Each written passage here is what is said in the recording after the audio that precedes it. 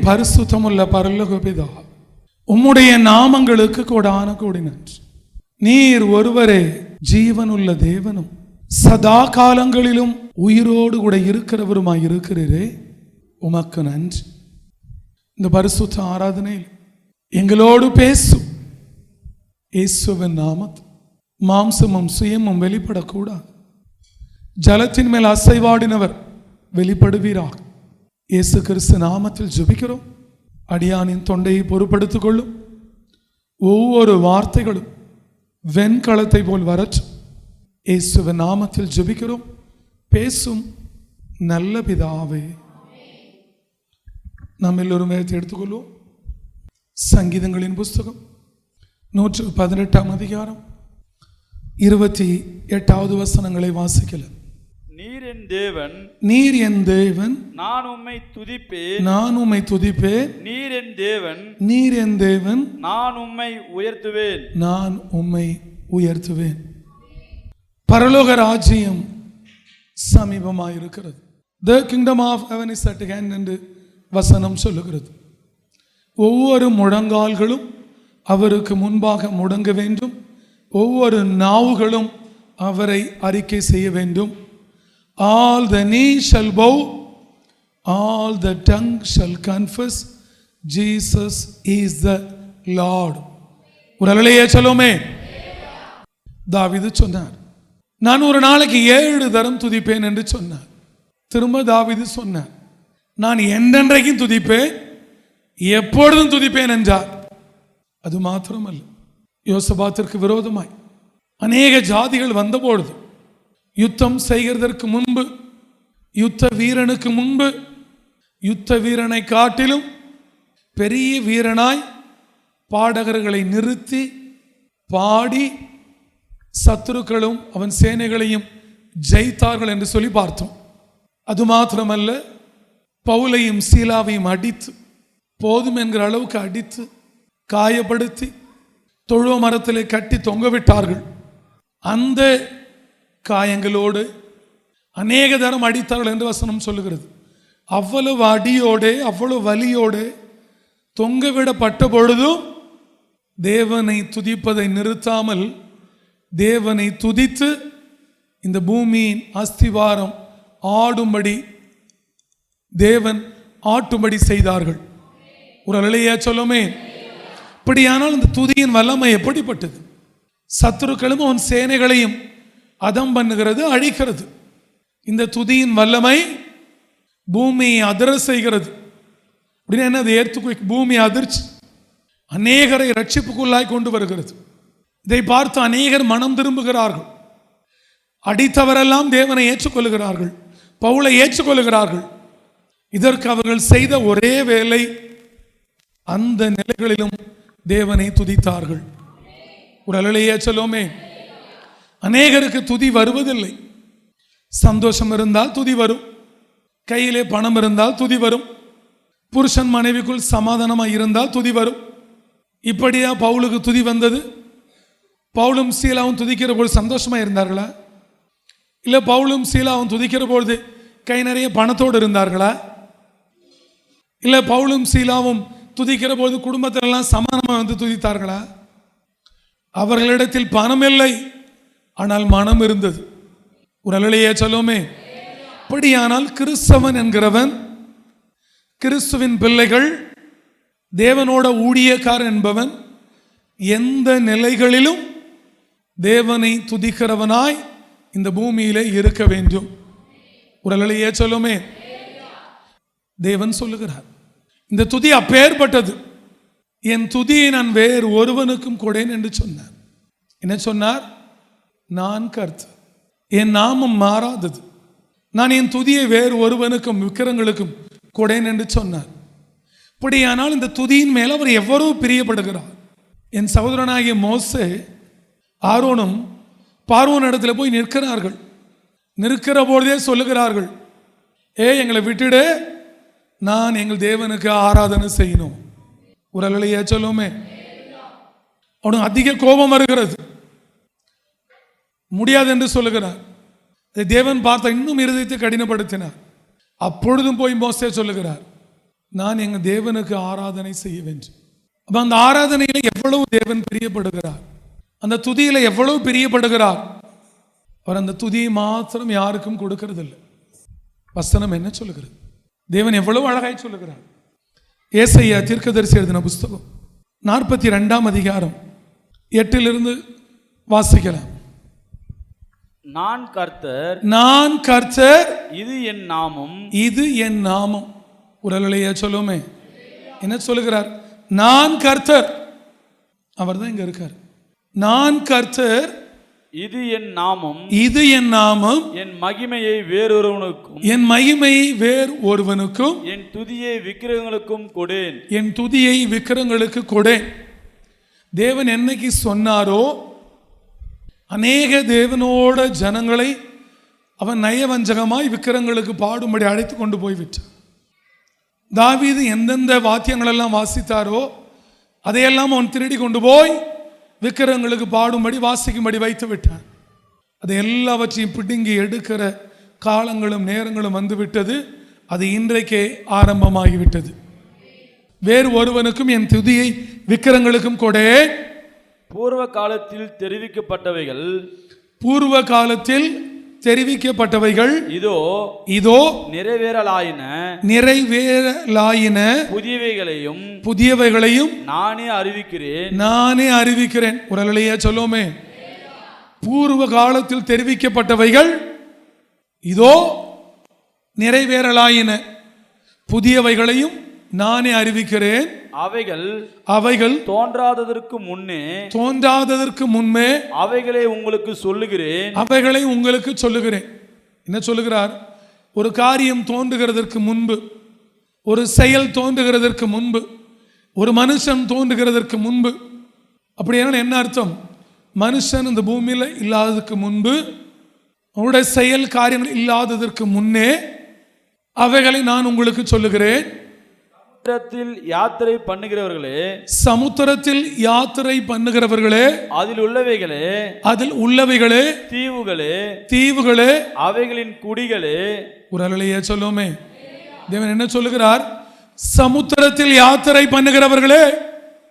ஒருவேளை இன்னைக்கு சமுத்திரத்திலே தேவனோட ஆத்துமாக்கள் யாத்திரை பண்ணி பிரயாணம் போய் கொண்டு சுத்தி கொண்டு இருக்குமே ஆனால், ஒருவேளை அவன் நய வஞ்சகமாய் அடைத்து வைத்திருப்பானே ஆனால், இந்த வார்த்தை வருகிற பொழுது தேவனை இந்த ஆத்துமாக்கள் துதிக்கும். ஒரு அலையா சொல்லுமே, ஒருவேளை ஆத்துமாக்கள் ஆனாலும், ஒருவேளை சமுத்திரத்தில் யாத்திரை பண்ணி இங்கும் அங்கும் போகிறவர்களாய் இருந்தாலும், தேவன் சொல்லுகிறார், சமுத்திரத்தில் யாத்திரை பண்ணுகிறவர்களே, அதில் உள்ளவைகளே, தீவுகளே, அவைகளின் குடிகளே, நீங்கள் கர்த்தருக்கு புதுப்பாட்டை பாடுங்கள். வாசிக்கலாம். பூமியின் கடையாந்தரங்களில் இருந்து, பூமியின் கடையாந்தரங்களில் இருந்து அவருடைய துதியை பாடுங்கள், அவரோட துதியை பாடுங்கள். இந்த துதியை பாடுறதா வேலை. இந்த பூமியிலே ஒரு பெரிய வேலை இருக்குன்னா, ஒவ்வொருவனுக்கும் முக்கியமான வேலை இருக்குன்னா, அவரோட துதி பாடுறதும் அவரை துதிக்கிறது தான். ஒரு அலையே சொல்லுமே, இதை விட இந்த உலகத்தில் பெரிய வேலை ஒன்றும் இல்லை. அவருடைய துதியை பாடுங்கள்.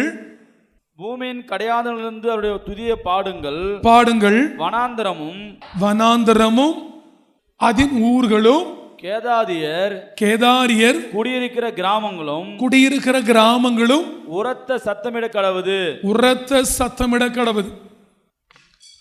வனாந்தரமும், வனாந்தரமும் என்றால் அது என்னவென்று புரியறவர்களுக்கு புரியும். அது வனாந்தரமும். நம்ம நினைப்போம், வனாந்தரத்தில் யார் பாடுவான்னு. வனாந்தரத்திலே தேவன் யார் பறிக்கும்படி அநேகத்தை அவர் வைத்து வைத்திருக்கிறார். ஒரு அலையே சொல்லுமே, ஊர்ல ஜனங்க இருப்பாங்க, வனாந்தரத்தில் யார் இருப்பா? தேவனை துதிக்கு அநேகம் இருக்கிறது. வனாந்தரமும் அதன் ஊர்களும், கேதாரியர் குடியிருக்கிற கிராமங்களும் உரத்த சத்தமிட கடவுது, உரத்த சத்தமிட கடவுது. வனாந்தரமே, ஊர்களே, கேதாரியர் குடியிருக்கிற கிராமங்களே, நீங்கள் உரத்த சத்தமிடுவீர்களாக. வாசிக்கலாம். கன்மலைகளிலே குடியிருக்கிறவர்கள் கன்மலையிலே குடியிருக்கிறவர்கள் கெம்பீரித்து, கன்மலையில் குடியிருக்கிறவர்களே நீங்கள் கெம்பீரித்து, பர்வதங்களின் கொடி முடியிலிருந்து பர்வதங்களின் கொடுமுடியிலிருந்து ஆர்ப்பரிப்பார்களாக. ஆர்ப்பரிப்பார்களாக. ஒரு நிலையை சொல்லுமே. பர்வதங்களும் பர்வதங்களின் கொடிமுடிகளிலிருந்து ஆர்ப்பரிப்பார்களாக. ஆர்ப்பரிப்பார்களாக. கர்த்தருக்கு மகிமையை செலுத்தி, நீங்கள் எல்லோரும் கர்த்தருக்கு மகிமையை செலுத்தி அவர் துதியை தீவுகளில் அறிவிப்பார்களாக. அவர் துதியை தீவுகளில் அறிவிப்பார்களாக. ஒரு நிலையை சொல்லுமே. தேவன் ஊர்கள், வனாந்தரங்கள், கிராமங்களை விட தீவுகளுக்கு அதிகமாய் சொல்லுகிறார். தேவன் தீவுகளுக்கு கொண்டு செல்வேன் என்று சொல்லி கொண்டு போனார். சீக்கிரமா நம்ம எல்எல்எம் ஆலயத்தின் மூலியமாய் அவரோட துதியை எல்லா தீவுகளுக்கும் அறிவிக்கப்படட்டும். ஆர்ப்பரிப்பார்களாக என்று வசனம் சொல்கிறது. தீவுகளில் அறிவிப்பார்களாக என்று வசனம் சொல்கிறது. அவரோட துதியை விக்கிரங்களுக்கு அவர் கொடுக்கிறது இல்லை. விக்கிரங்களுக்கு துதி இல்லை. துதியை தீவுகளில் அறிவிப்பார்களாக. அந்த பூமியிலே சமுத்திரத்தில் யாத்திரை பண்ணுகிறவர்கள், வனாந்தரத்தில் இருக்கிறவர்கள், ஊர்களில் இருக்கிறவர்கள், கிராமங்களில் இருக்கிறவர்கள், சமுத்திரத்தில் யாத்திரை பண்ணுகிறவர்கள், தீவுகளில் இருக்கிறவர்கள் எல்லாரும் தேவனை துதிக்கணும். தேவனை துதிக்கும்படி துதிக்க வைப்பதே நம்மோட வேலை. உடலையே சொல்லுமே. இப்ப நாம எப்படி துதிச்சா அவங்களோட ஆத்மா நம்மோட சேரும். எப்படி துதிக்கணும் பார்ப்போமா? வேதம் அழகாய் சொல்லுகிறது. சங்கீதங்களின் புஸ்தகம் 33ஆம் அதிகாரம் 1, 2, 3 வாசிக்கலாம். நீதிமான்களே, நீதிமான்களே, கர்த்தருக்குள் களி கூறுங்கள். கர்த்தருக்குள் களி கூறுங்கள். துதி செய்வது, துதி செய்வது செம்மையானவர்களுக்கு தகும். துதி செய்யறதான் தகும். முதல் சோத்திரம் செய்தலே தகும் என்று வேதம் சொல்லுகிறது. அடுத்து என்ன தகுமா? துதி செய்வது. யார் துதி செய்கிறீர்களோ, யார் நீங்கள் துதிக்கிறீர்களோ, உங்களுக்கு தேவன் வைத்திருக்கிற பெயர் செம்மையானவர்கள். ஒரு அலையா சொல்லுவோமே. அவன் கொஞ்சம் சரியா நடப்பான் அப்படின்னு அர்த்தம். ஓ, இவ சரியா நடப்பான்னு அர்த்தம். துதி செய்வதே தகும். அப்படியானால் நம்ம ஆண்டவருக்கு பிரதானமாய் முதல்ல கொடுக்க வேண்டியது ஸ்தோத்திரம். அடுத்து நாம் கொடுக்க வேண்டிய என்னது? துதி. அதுதான் தகும். இப்போ எது தேவனுக்கு தகுமோ அதை யார் செய்ய ஆயத்தமாக இருக்கிறோமோ, நாம் செம்மையானவர்களாக இருந்து தேவனுக்கு துதி செய்கிற போது இந்த துதியானது வனாந்தரத்திலும், ஊர்களிலும், கிராமங்களிலும், சமுத்திரத்தில் யாத்திரை பண்ணுகிற இடத்திலும், கண்மலைகளிலும், தீவுகளிலும் இந்த துதியின் சத்தம் கேட்கும். அந்த துதியின் சத்தம் கேட்கிற போது அவர்களும் நம்மோட சேர்ந்து துதிப்பார்கள். உடலையே சொல்லுமே. துதி செய்வதே செம்மையானவர்களுக்கு தகும். வாசிக்கலாம். சுரமண்டலத்தினால், சுரமண்டலத்தினால் கர்த்தரை துதித்து. உடலையே சொல்லுமே. சுரமண்டலத்தினால் கர்த்தரை துதித்து 10 நரம்பு வீணையினாலும், 10 நரம்பு வீணையினாலும் அவரை கீர்த்தனம் பண்ணுங்கள். அவரை கீர்த்தனம் பண்ணுங்கள். அவருக்கு புது பாட்டை பாடுங்கள். அவருக்கு புது பாட்டை பாடுங்கள். ஆனந்த சத்தத்தோடு. அந்த சத்தம் எப்படி இருக்கணுமா? ஆனந்தமா இருக்கணும். நேர்த்தியாய் வாசியுங்கள். நான் அருகே உட்கார்ந்து இருந்த பொழுது, அந்த பிரவுன் சேர்ல உட்கார்ந்து இருந்தேன் நான். ஐயோ, நேர்த்தியா எல்லாம் வாசிக்கணுமே, இப்படிலாம் பாடணுமே அப்படின்னு சொல்லி கொண்டு இருந்த பொழுது என் அருகே ஒருவர் வந்து சொன்னார், நீ உனக்கு தேவனிடத்தில் 38,000 பேரை கையிலன்னு சொன்னார். ஒரு அல்லையே சொல்லுவோமே. எவ்வளோ பேர்? இன்னைக்கு அந்த வார்த்தை வந்த உடனே முடிவு செய்தேன், இப்படி ஒரு துதி ஆராதனையை எப்படியாவது இந்த காலத்தில் இந்த பூமியில் நம்ம தேவனுக்கு செஞ்சே தீரணும். என்ன பெரிய உயிர், இதை செஞ்சே ஆகணும்னு முடிவு பண்ணிட்டேன் நான். ஒரு அல்லையே சொல்லுவோமே. 38,000 பேர் கேள் அப்படின்னா எனக்கு ஆசை அதோட கூட கேட்கணும்னு. பை இன்னைக்கு வசனத்தின்படி கேட்பேன், அதுக்கு மேலே என்ன வேணுமோ நான் தனியாக கேட்பேன் நான். ஒரு அல்லையா சொல்லுவோமே. அப்போ அந்த நாட்களிலே ஆராதனை வேலையிலே 38,000 பேர் வாலியன்டர்ஸே இருந்திருப்பாங்கன்னா, அந்த ஆராதனையில் எவ்வளோ பேர் இருந்திருப்பாங்க, எப்படி பாடியிருப்பாங்க, எப்படி துதிச்சிருப்பாங்க. அவ தேவன் அன்னைக்கு சௌரியமான எப்படி வச்சிருந்திருப்பாரு. அது நினச்சிட்டு இருப்பா நீ சௌரியமான ஆனதுனால நீ அவர்கிட்ட இதை அப்படியே கேட்கலான்னு சொல்லி ஒரு காரியம் எனக்கு வெளிப்பட்டது. ஒரு அலையே சொல்லுவோமே. இன்னைக்கு நம்ம எல்லாரும் அந்த வசனம் வாசிச்சு சபையார கேட்க போறோம். நம்ம தேவனுக்கு அவரை துதிக்கிறதுக்கு இப்படி ஒரு துதி இதுக்கப்புறம் இந்த பூமியில் யாரும் அவன்கிட்ட கேட்டு வாங்கினாங்களா இல்லையான்னு தெரியல. வேறையாவது சௌரியவானம் வச்சிருந்தாரா நமக்கு தெரியாது.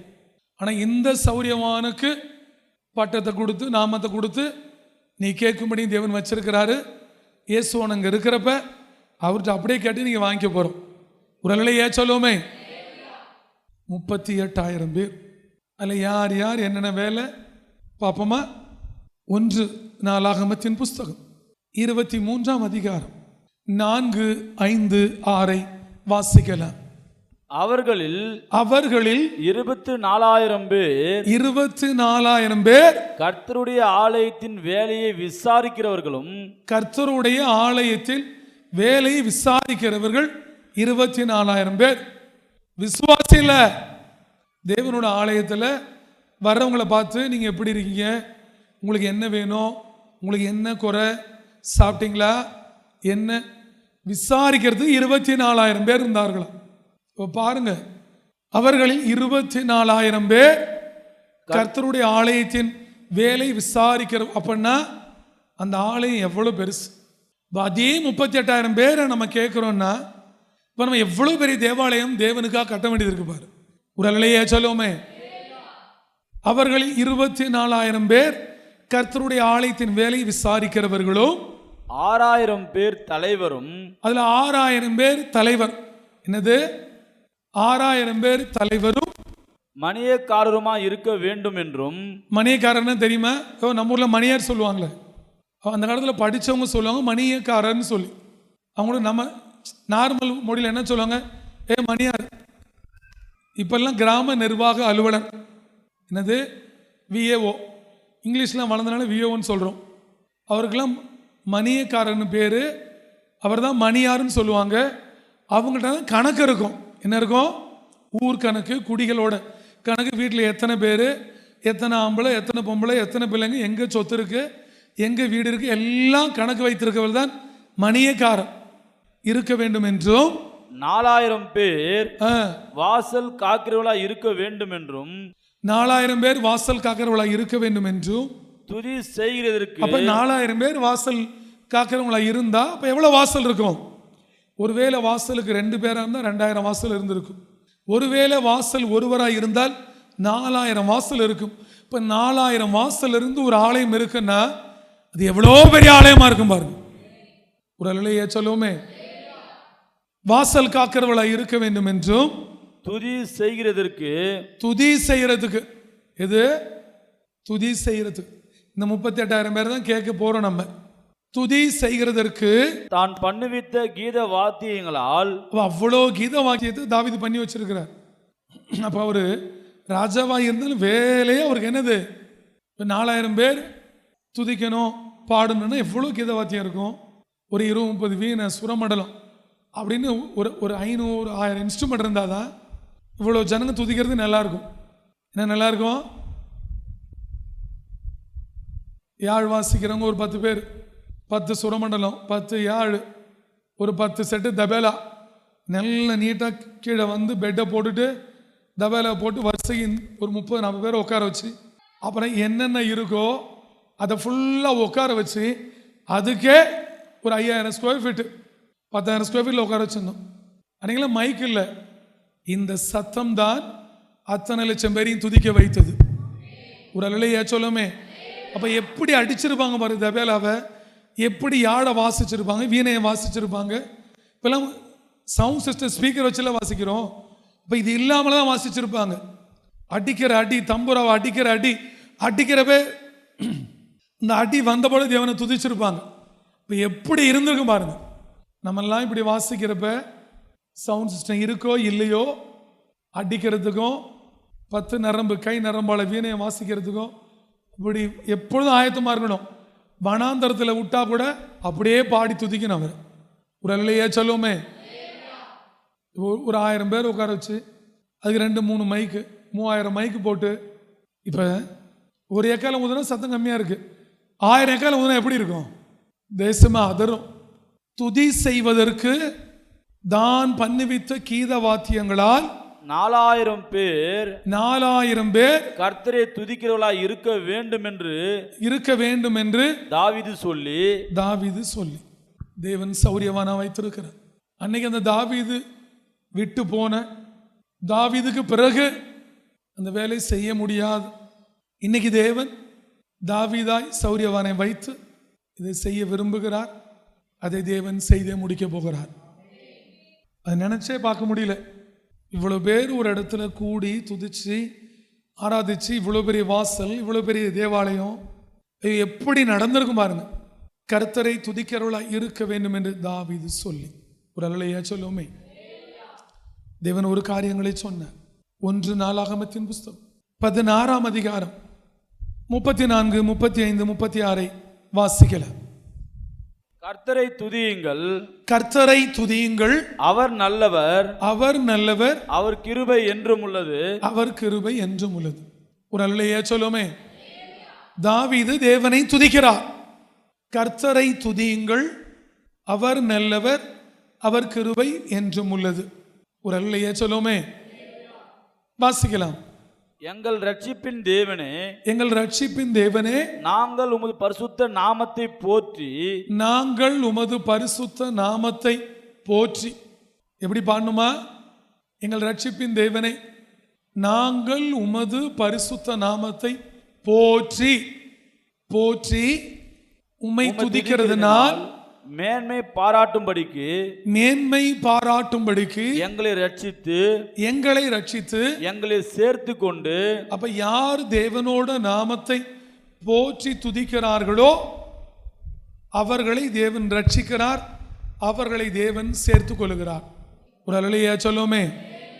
இப்ப தேவன் உங்களை ரட்சிக்கணும், தேவன் உங்களை சேர்த்துக்கணும்னா நீங்க என்ன பண்ணணும்? ரட்சிப்பின் தேவனை பரிசுத்த நாமத்தை போற்றி துதிக்கணும். இப்படி துதிக்கணும். போற்றி பரிசுத்த நாமத்தை போற்றி உம்மை துதிக்கிறதினால் மேன்மை பாராட்டும்படிக்கு எங்களை ரட்சித்து எங்களை சேர்த்து கொண்டு ஜாதிகளுக்கு எங்களை நீங்களாக்கி அருளும் என்று சொல்லுங்கள். அப்படின்னா தேவனை துதிக்காது இருக்கிறதே ஒரு ஜாதி. அது கிறிஸ்தவனா கூட இருக்கலாம். கிறிஸ்தவனா துதிக்கிறவன அர்த்தம் இல்லை. ஏன்னா அநேகர் வெள்ளிக்கிழமை நமாசு, ஞாயிற்றுக்கிழமை தமாஸ், அப்படிதான் சபைக்கு போகிறவன் இருக்கான், ஈஸ்டருக்கு போகிறவங்க இருக்கான், கிறிஸ்மஸுக்கு போகிறவன் இருக்கான். இவன்லாம் அந்த ஜாதி இல்லை. அப்படியே ஞாயிற்றுக்கிழமை போய் கைத்தட்டினா பிபி வந்துடுமா, ப்ரெஷர் வந்துடுமா, ஆர்டர் நின்றுமா. அவன்லாம் இந்த ஜாதியில் வரமாட்டான். அப்படியே 10 மணிக்கு சர்வீஸு, 10:30 மணிக்கு வந்து எப்படா ஐயர் முடிப்பான், இன்னும் 10 நிமிஷம் ஐயர் பேசுகிறான் அப்படின்னு போகிறவங்களாம் இந்த ஜாதிக்குள்ளே வரமாட்டான். அந்த மாதிரி ஜாதிக்கு நீங்கள் ஆகணும். அவரோட பரிசுத்த நாமத்தை போற்றி துதித்து அதை மேன்மை பாராட்டணுமா? அவரோட பரிசுத்த நாமத்தை போற்றணும், அவரை துதிக்கணும். நாங்கள் உமது பரிசுத்த நாமத்தை போற்றி உம்மை துதிக்கிறதுனாலே மேன்மை பாராட்டும்படிக்கு எங்களை ரட்சித்து எங்களை சேர்த்து கொண்டு ஜாதிகளுக்கு எங்களை நீக்கி அருளும் என்று சொல்லுங்கள். இப்படிதான் ஆண்டவரோட சொல்லணுமா? எங்களை என்ன அர்த்தம்? பிதாவின் இடத்துல ரட்சிக்கும்படி, குமாரன் இடத்துல சேர்த்து கொள்ளும்படி, அந்த ரத்தம் தான் சேர்த்து கொள்ளும். பரிசுத்த ஆவியான இடத்துல அந்த மாதிரி ஜாதியில வேணான்னு சொல்லி நீங்களாக்கும்படி சொல்லணுமா? என்ன சொல்லணுமா? பிதாவின் இடத்துல ரட்சித்து கொள்ளும்படி, இயேசுவின் இடத்துல எங்களை சேர்த்து கொள்ளும்படி, அந்த ரத்தம் அந்த சரீரம் தான் உங்களை சேர்த்துக்கோ. பரிசுத்த ஆவியான இடத்துல ஐயோ அந்த ஜாதிக்கு எங்களை நீங்களாக்கிடுங்க அப்படின்னு சொல்லணுமா? சொல்லுங்கள் என்று சொல்லுகிறார். சொல்லணும். ஆண்டவரை பார்த்து ஒவ்வொரு நாள் எங்களை ரட்சித்துக்குங்க ஆண்டவர், எங்களை உம்மண்டையில சேர்த்துக்குங்க, இந்த மாதிரி ஜாதிகளை விட்டு எங்களை நீக்கிங்க. 34 திரும்ப வாசிக்கலாம். கர்த்தரை துதியுங்கள், அவர் நல்லவர், அவர் கிருபை என்றும் உள்ளது. ஒரு அல்லேலூயா சொல்லுமே. இதை தாவீது பாடினார் சொல்லி அநேக காலங்களுக்கு, அந்த தாவீதோட காலங்களுக்கு பிறகு சாலமோன் ஒரு நாள் துதிக்கிறார். என்ன சொல்லி துதிக்கிறார்? 2 நாளாகமும் 5:13-14. அவர்கள் ஒருமிக்க பூரிக்கைகளை ஊதி அவர்கள் ஒருமிக்க பூரிகைகளை ஊதி அவர்கள் ஒருமிக்க பூரிகளை ஊதி ஏக சத்தமாய் கர்த்தரை துதித்து ஏக சத்தம், ஒரே சத்தமா பாடணுமா? ஏகமா இங்க இருக்கிற ஒரு பேர் ஏகமா பாடணும். எப்படி இருக்கு சத்தம்? ஒரே நேரத்தில் ஆரம்பிக்கணும், ஒரே நேரத்தில் முடிக்கணும். அவர்கள் ஒருமிக்க பூரிகைகளை ஊதி ஏக சத்தமாய் கர்த்தரை துதித்து ஏக சத்தமாய் கர்த்தரை துதித்து ஸ்தோத்தரித்து பாடினார்கள். துதித்து சோத்தரித்து பாடினார்கள். என்ன பண்றாங்க? துதித்து சோத்தரித்து பாடினார்கள்.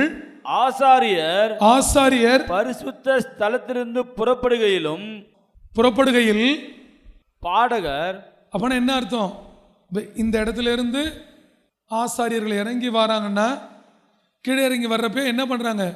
பூரிகை, தாளங்கள், கீத வாத்தியங்கள் எல்லாம் துணிக்க பண்ணுகிறார்கள். இப்ப என்ன அர்த்தம்? ஆசாரியன் மட்டும் வரல, ஆசாரியனோட சேனைகளின் கர்த்தர் இறங்கி வருகிறார். ஒரு அல்லையே சொல்லுவோமே. அப்ப என்ன? ஆசாரியன் இறங்கி போறப்ப கர்த்தரும் இறங்கி போகிறார். அதனால என்ன பண்றாங்க? ஆசாரியர்கள் பரிசுத்த ஸ்தலத்திலிருந்து புறப்படுகையிலும் பாடகர் பூரிகைகள், தாளங்கள், கீத வாத்தியங்களுடைய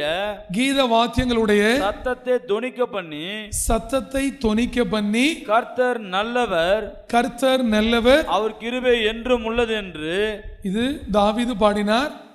கர்த்தர் நல்லவர், அவர் கிருபை என்றும் உள்ளது. அவரோட காலங்களுக்கு பிறகு புதிய தேவாலயத்தெல்லாம் கட்டி சாலமோனும் பாடுகிறார். கர்த்தர் நல்லவர், அவர் கிருபை என்றும் உள்ளது என்று அவரை சோதரிக்கையிலும் கர்த்தருடைய வீடாகிய தேவாலயம் மேகத்தினால் நிறையப்பட்டது. ஒரு அல்லையா சொல்லுமே. கர்த்தர் நல்லவர், ஒரு கிருபை என்றும் உள்ளது என்று சொல்லுகிற பொழுது தேவாலயம் முழுவதும் தேவனுடைய மேகத்தை நிறைஞ்சு போச்சா. கர்த்தர் நல்லவர், அவர் கிருபை என்றும் உள்ளது. சாலமோனும் பாடுகிறார், அவர் கர்த்தர் நல்லவர், அவர் கிருபை என்றும் உள்ளது என்று. யோசபாத்தும் பாடுகிறார். 2 நாளாகமும் 20:21.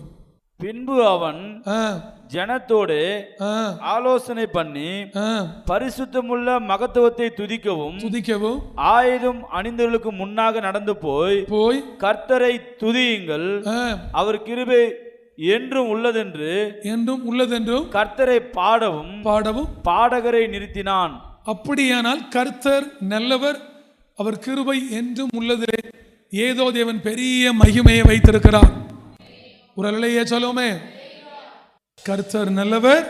அப்ப இவர்கள் மூவரும் இன்னும் யார் பாடியிருக்காங்க பின்னாடி பார்க்க போகிறோம். இவர்கள் பாடி தேவனிடத்தில் பெரிய ஆசீர்வாதங்களையும் ஜெயத்தையும் எடுத்திருக்கிறார்கள். ஒரு அல்லையே சொல்லுமே. கர்த்தர் நல்லவர், அவர் கிருபை என்றும் உள்ளது. எந்த சூழ்நிலைகளும் என் ஜனமே, கர்த்தர் நல்லவர், அவர் கிருபை என்றும் உள்ளது என்று அவரை துதித்து கொண்டே இரு, சொல்லிக்கொண்டே இரு, அவரை பாடிக்கொண்டே இரு, அவரை துதித்து கொண்டே இரு. கர்த்தர் நல்லவர், அவர் கிருபை என்றும் உள்ளது. அவர் அவருடைய துதி விக்கிரங்களுக்கு கொடுப்பதில்லை, துதி செய்தலே தகும் என்று வேதம் சொல்லுகிறது. தாவீது கர்த்தர் நல்லவர், அவர் கிருபை என்றும் உள்ளது என்று பாடினார். தேவன் பெரிய காரியங்களை செய்தார்.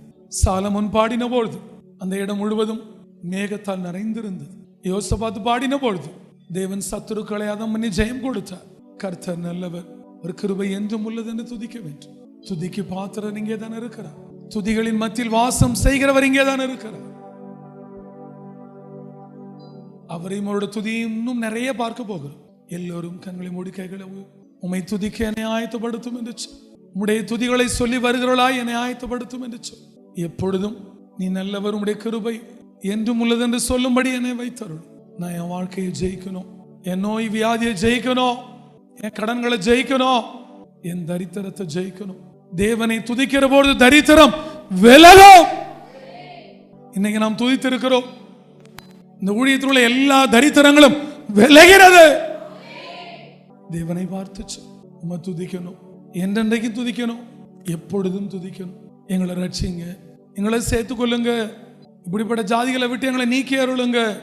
நீ நல்லவர், உடைய கிருபை என்றும் உள்ளது, என்னை ஆசீர்வதியும் என்று சொல். அவர் இங்கே தானே இருக்கிறார், நம்மை ஆசீர்வதிப்பார். ஒப்பு கொடுங்கள்.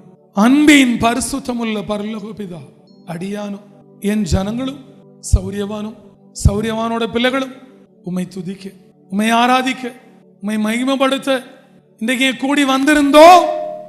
இன்றைக்கு வந்திருக்கிறோம், உம்மை துதித்திருக்கிறோம். எங்கள் தரித்திரங்களை நீ விலக்கி போட்டீர். ஜனங்களின் தரித்திரங்கள் இயேசுவின் நாமத்தில் இன்றைக்கு விலகிறது. ஆண்டவரே, நீர் நல்லவர், உம்முடைய கிருபை என்றும் உள்ளது, அது எங்களுக்கு சொந்தம். எங்களை ஆசீர்வதி. இயேசுவின் நாமத்தில் ஜெபிக்கிறோம் நல்ல பிதாவே, ஆமென்.